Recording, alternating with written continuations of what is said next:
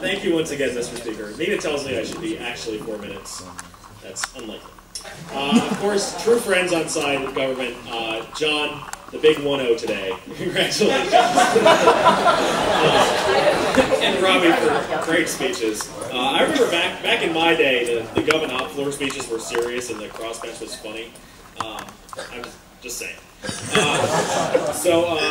just want to crystallize this around in what I think are really the best ways to frame this debate and the best ways to look at exactly how the argument's been presented and why I think opposition wins. And the first thing I want to talk about here is just sort of generally the pragmatics involved on each side of the house. So on which side of the house do you really get like the better functioning society, the society that works better for the people involved in it? I think Robbie and I have given you that society. First of all, we talk about incentives to learn versus sort of weighed against what they've given you on their side of the house, which is sort of this governmental incentive to distribute the information.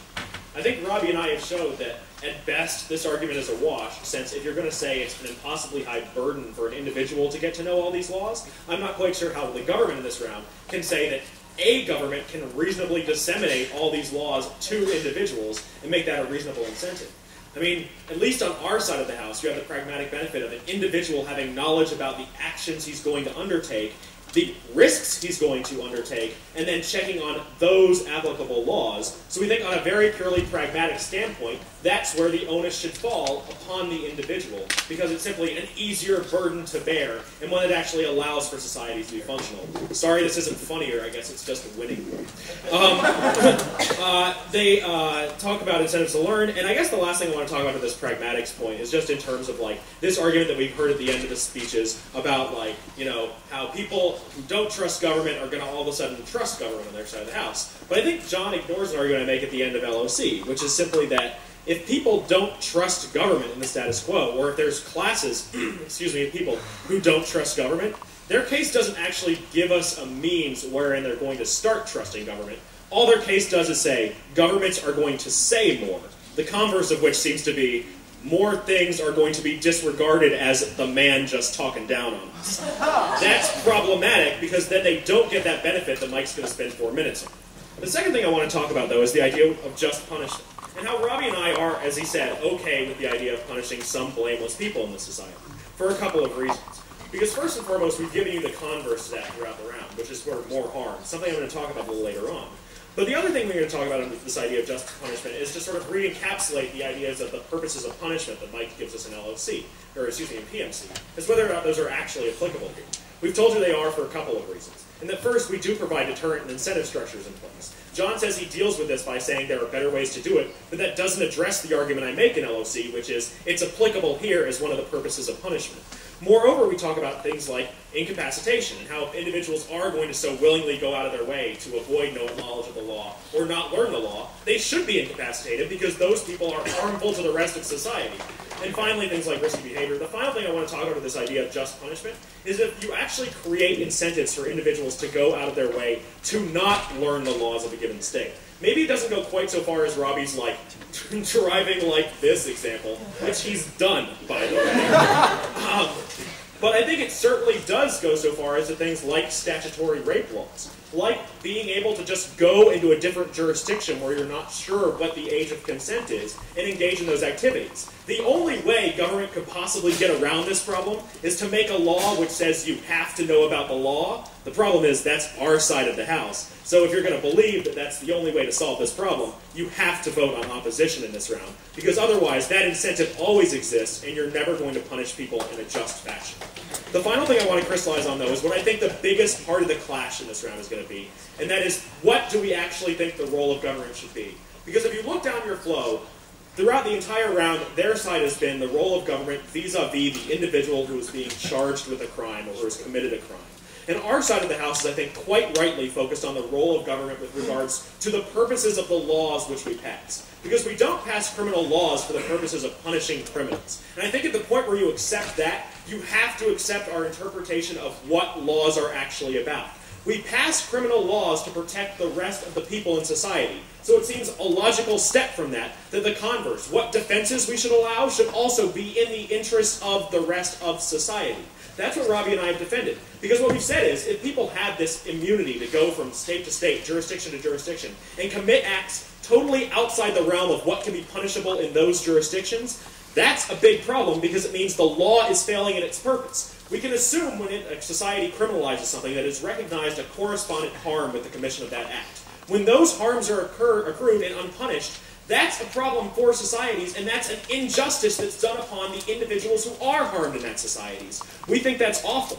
What are the impacts that we've given on each side of the house? They're going to get up here and say, Chris and Robbie advocated paying an attorney's fee, but we've advocated on our side of the house the impact of people being harmed more in society and the chaos this will create from people having just wanton lack of knowledge. They've talked about having marginally greater awareness of the laws because the government is putting out more pamphlets and boilerplates. But we've talked about, again, individuals being hurt and the increased cost and burden that this will put on societies to actually have to produce this literature.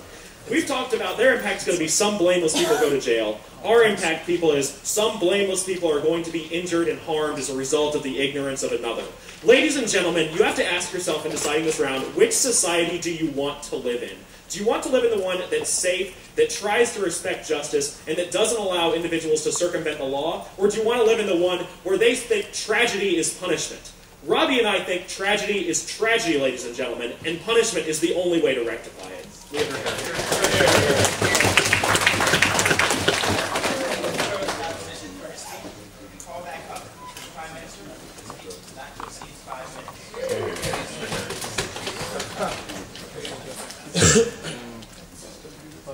I think what's really important about this round is that what John and I have highlighted is that although the justice system does have its own internal priorities, and that justice as described by side opposition is the highest of those priorities, that justice system operates within a larger system. And that larger system has its own set of priorities which curtail, which bound those priorities of the justice system. What the hell am I talking about? Liberty. Liberty is what John and I have talked about throughout this round, and it's something that side opposition has refused to engage in. And I think there are a lot of ways they could have dealt with the problems of infringing upon the liberties, the most fundamental aspects of personhood as a whole, of those who commit these crimes accidentally, by simply abandoning this and not even discussing a reasonable recognition of a way we could accept punishment of these people. And I want to make this clear, right? Because side opposition did start out with a theory. Chris started talking about how these wrongs are wrongs unto themselves, and so it's just to punish these people for their intent to commit these wrongs. But if you notice, that was abandoned quite rapidly. Robbie didn't mention it once in his speech, and it didn't come up in LOR. What does that mean? That means side opposition has abandoned any attempt to justify the grave tragedy they're bringing upon all these people who accidentally commit crimes. And what's interesting is opposition acknowledges that. Opposition tells us, Robbie and Chris both tell us, that in their system, there will be blameless individuals who are put in prison, perhaps for extended periods of time. And they're willing to accept that. But they never tell us why it's acceptable for a liberal society to accept that kind of injustice. To not just accept that kind of injustice, but in fact invoke that kind of injustice upon its citizenry. It's often heard in debate rounds that a liberal society would rather let 100 guilty people go than put one innocent person in jail. I think there's a real reason behind this analysis, and a reason why it intuitively appeals to all of us. Because we believe in a liberal society, we should always defer to those most fundamental liberties. And that's what John and I give you. So I think when we talk about liberalism, we first talk about how you're barring entire domains of action, right? And this is what Chris and Robbie suggest. Look, all that stuff you might not know about, all those things you're unaware of, just don't do anything that could ever be construed to be part of that. That's a disastrous infringement, not just on the people that are convicted of these accidental crimes, but of every member of society that has to limit their own abilities and their own actions and activities. But I think what's really important is we've never been told why this high threshold that I'm talking about has met. I mean, literally, it's never even been engaged. And I think that's really unfortunate for side opposition, that they haven't been able to get up here and give us their own moral philosophy, their own philosophy of liberalism as to why it's just to, in fact, invoke these kinds of penalties upon these individuals. The second thing I want to talk about is this idea of reducing criminal activity. Because again, I think John is quite right when he says all side opposition does is highlight the things beneficial to their side while neglecting the harms that we talk about. Now, this just isn't a good debate tactic. This is ignoring the harms that John and I believe exist on side opposition, neglecting them, failing to address them wholesale, and that's how you lose debate rounds. So let's talk about those things that people have neglected. Robbie wants to talk about how he really wants to be ignorant of the age of consent, so he can go all over the place and sleep with whoever he wants of whatever age, right? He thinks this is a great thing. He even refers to himself as a member of his own team. No, it's you. Portobello, sir. I don't know who that is. The problem is these people are relatively few, right? There are some people out there that are probably going to try and commit these nefarious acts. And so what OP does, the tactic they take is they try and highlight it. They tell everyone, look at this, Portobello, he's an awful person and you're going to unleash him upon the entire population of the United States. But what are we left with? John and I talk about the mass of poor and uneducated people in our society that don't have LexisNexis to check out what the latest regulations are, that don't know about these laws or even have the resources to pay reasonable attorney fees. Yeah, I am not doing that because it's really absurd to say, to be like a real member of society, you have to pay attorney fees, right? That's not the kind of standard of liberalism we'd accept in our society. So, I may not have ever met a poor person, but I've certainly listened to a lot of rap, not just Kanye West, KRS-One, Immortal Technique, lots of people out there. I know all about this trust, and I think it's a really serious thing.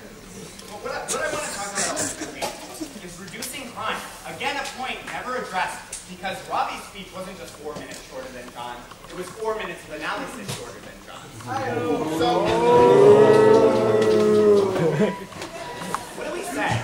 All those masses of poor, uneducated people, when the government knows they can't just go get that person, when the government knows that they actually have to inform those people to be able to convict them, all those people are going to have a much higher likelihood of being informed of the laws.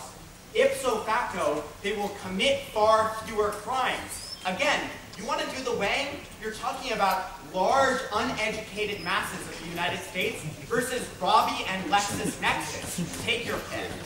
The last thing I want to talk about briefly is better government. Look, talking about resource prioritization never went addressed. The fact that even if you think these people are somewhat blameworthy, it doesn't justify the infringement of liberty, and it certainly doesn't justify the usage of resources.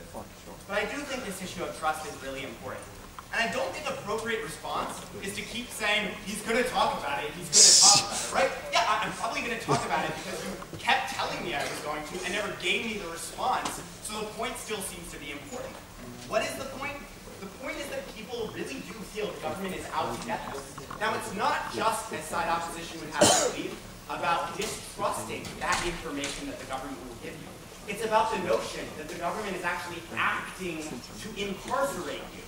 Now, if the government says, not just says, but actually acts, and forgives certain actions that they realize are reasonable accidents, that sends an extremely potent and powerful message that completely reconfigures the orientation of government vis-a-vis these populations in our society. These are tremendous benefits that can be impacted all over the place. I'll leave that up to you.